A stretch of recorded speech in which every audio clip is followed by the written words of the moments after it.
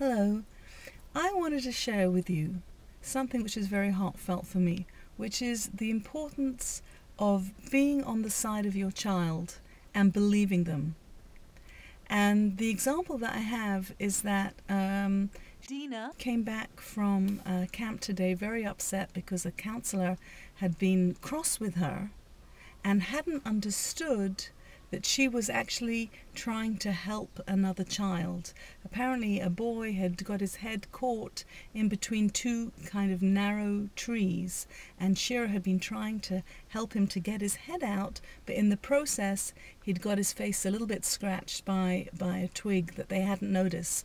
But her intention had been to help, and the counsellor had scolded her and hadn't listened to her explanation, and she'd got very upset and wasn't able to communicate well enough what her intention was.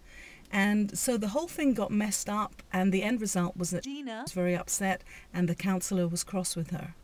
And I feel that if this counsellor or any adult dealing with a child, especially a special needs child, had been a little bit more empathic, a little bit more patient, a little bit more trying to help the child explain herself and explain the situation, it could have ended in a far more friendly, sensitive, appreciative kind of way, as opposed to squashing the child and telling the child off, and then the child feels small.